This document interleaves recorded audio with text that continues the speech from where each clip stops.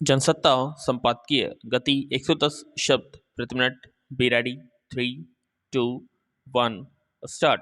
अहमदाबाद बम धमाकों के मामले में 38 दोषियों को फांसी और 11 को ताउम्र कैद की सजा।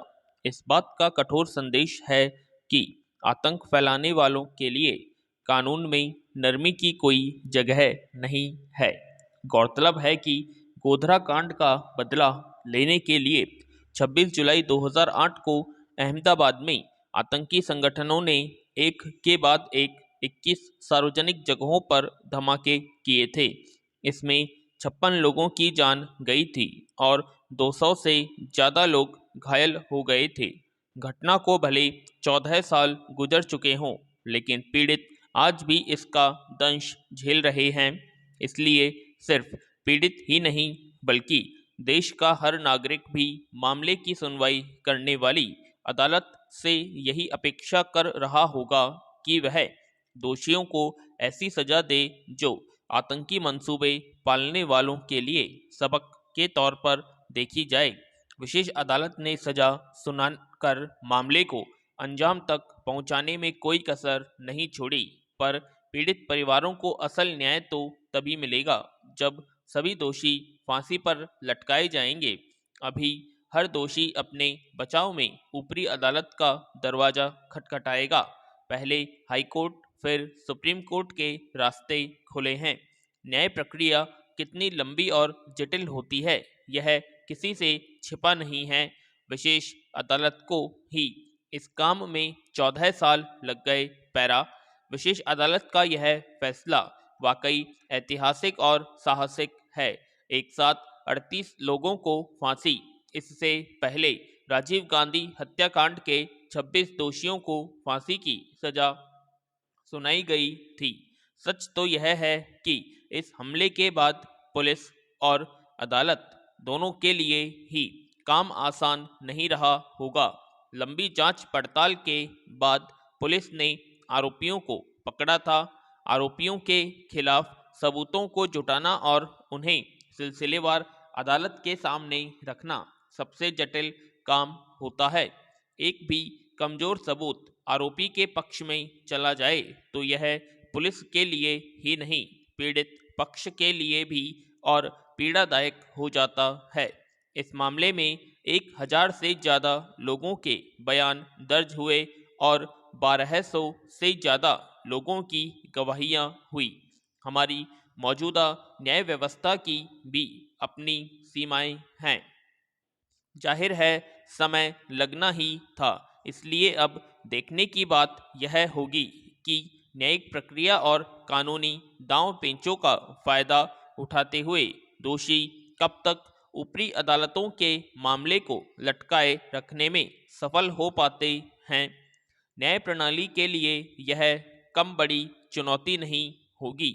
पहले भी यह देखने में आता ही रहा है कि ऊपरी अदालतों से भी फांसी की सजा की पुष्टि के बाद भी फंदे तक पहुंचने में दोषी को सालों लग जाते हैं। ऐसे में पीड़ित के लिए न्याय का कोई मतलब नहीं रह जाता। पैरा।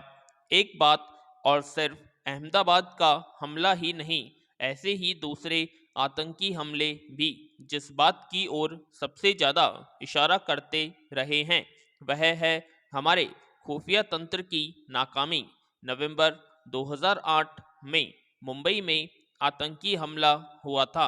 उससे पहले दिसंबर 2001 में संसद पर हमला हुआ था। बाद में भी कई बड़े आतंकी हमलों ने देश को दहलाया। स्टॉप। इसलिए यह सवाल उठना लाजिमी है कि आखिर हमारी सुरक्षा और खुफिया एजेंसियां करती क्या रहती हैं। देश के सामने भीतर और बाहर आतंकी चुनौतियां कम नहीं हैं।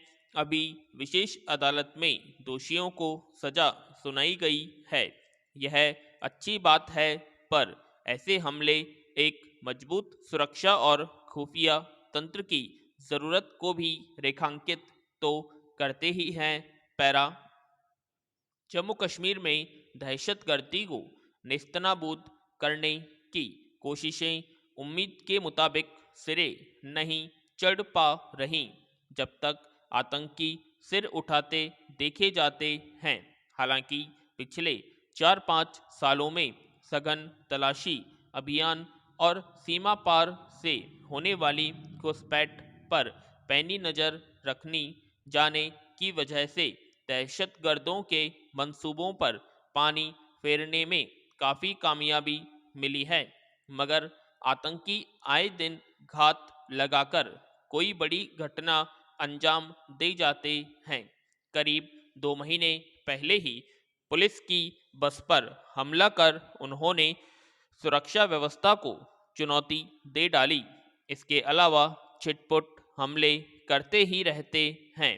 ताज़ा घटना शोपियां की है, जिसमें तलाशी अभियान के दौरान सुरक्षा बल के 2 सैनिक शहीद हो गए। हालांकि उसमें एक आतंकवादी को भी मार गिराया गया और सारे इलाके में गहन तलाशी अभियान जारी है। मगर इससे फिर रेखांकित हुआ है कि घाटी में आतंकवाद की न सिर्फ जड़ें मौजूद हैं, बल्कि वे पनपनी शुरू हो गई हैं। जम्मू कश्मीर का विशेष दर्जा समाप्त किए जाने के बाद वहां लंबे समय तक कर्फ्यू लगा रहा, संचार सुविधाएं स्थगित रहीं, सेना की चौकसी बढ़ी हुई थी। तब आतंकी घटनाओं पर भी लगाम लगी हुई थी।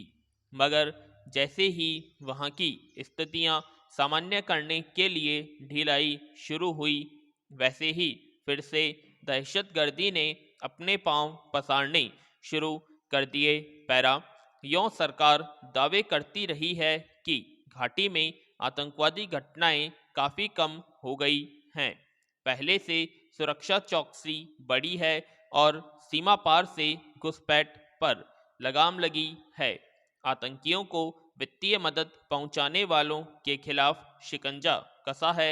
मगर इन सब के बावजूद अगर रह रहकर आतंकी घटनाएं घट जा रही हैं, तो यह सवाल स्वाभाविक है कि आखिर कैसे उन्हें मदद मिल रही है।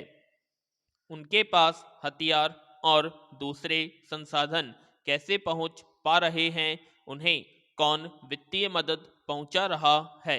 ऐसा भी नहीं माना जा सकता कि वे जबरन किसी घर में घुसकर छिपे रहते होंगे, क्योंकि जब तक स्थानीय लोगों का उन्हें समर्थन प्राप्त नहीं होगा, तब तक उन्हें अपनी साजिशों को अंजाम देने में कामयाबी नहीं मिल सकती। कई मौक़ों पर देखा गया है कि सुरक्षा बल तलाशी के लिए पहुंचते तो हैं, गांव वाले उनके खिलाफ घेरेबंदी कर लेते हैं, पत्थरबाजी वगैरह शुरू कर देते हैं। यह छिपी बात नहीं है कि घाटी में दहशतगर्दी को खुराक पाकिस्तान पहुंचाता है, मगर स्थानीय लोग जब तक उसका साथ नहीं देंगे, वह कामयाब कतई नहीं हो सकता। पैरा इसलिए अनेक मौक़ों पर सलाह दी जाती रही है कि सिर्फ बंदूक के बल पर आतंकवादी से नहीं निपटा जा सकता, इसमें स्थानीय लोगों का सहयोग जरूरी है।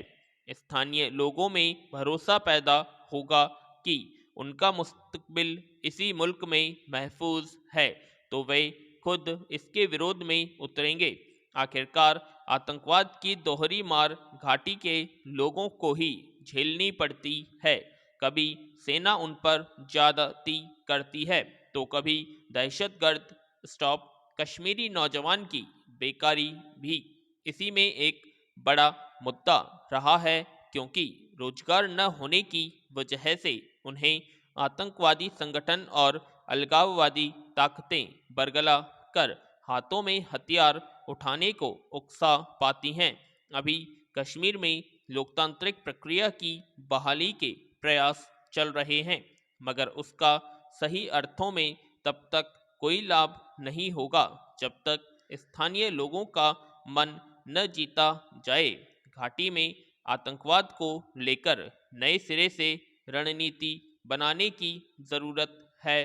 पैरा महिला को पति और उसके रिश्तेदारों की क्रूरता से बचाने के लिए लाए गए दहेज निषेध अधिनियम के दुरुपयोग पर उच्चतम न्यायालय ने एक बार फिर चिंता जताई है। स्टॉप। इस डिक्टेशन का पीडीएफ आपको वीडियो के डिस्क्रिप्शन बॉक्स में लिंक दिया हुआ है, वहां से आप इसको डाउनलोड कर सकते हैं, या हमारे टेलीग्राम चैनल से भी आप इस डिक्टेशन के पीडीएफ को डाउनलोड कर सकते हैं। आशा करते हैं आप सभी को डिक्टेशन पसंद आएगी, तो प्लीज़ कमेंट बॉक्स में कमेंट करें और ज़्यादा से ज़्यादा वीडियो को लाइक करें, शेयर करें। धन्यवाद।